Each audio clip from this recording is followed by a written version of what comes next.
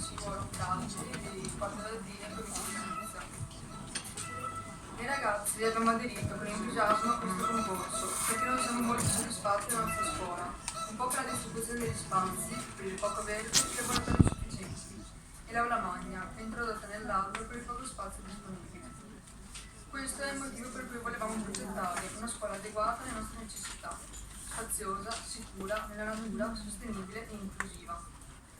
Abbiamo pensato di costruire la nostra scuola in una zona molto ampia, in modo da lasciare spazio agli impianti sportivi, legati specialmente anche ad attività che si possono svolgere lungo il fiume Sile, che attraversa la nostra cittadina di Porto Saltino.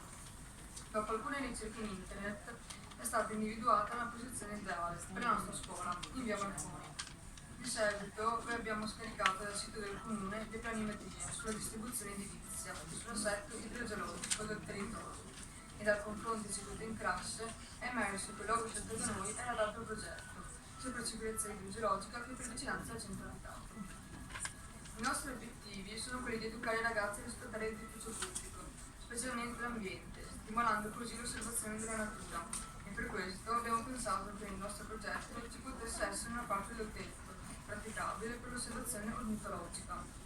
Per mantenere un basso impatto ambientale abbiamo previsto dei pannelli fotovoltaici flessibili, una tecnologia di ultima generazione, con elevata efficienza e resistenza, adatti per sfruttare al meglio la forma del tetto, essendo leggeri e estetici.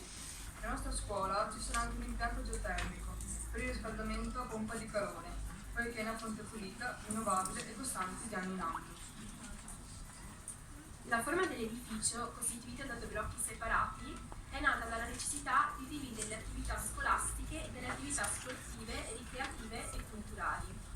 Il cortile interno, punto di ritrovo per gli studenti, è occupato al centro da una fontana, accerchiata da varie panchine di legno e da alberi ad alto flusso deciduo che proteggono gli studenti dai raggi solari.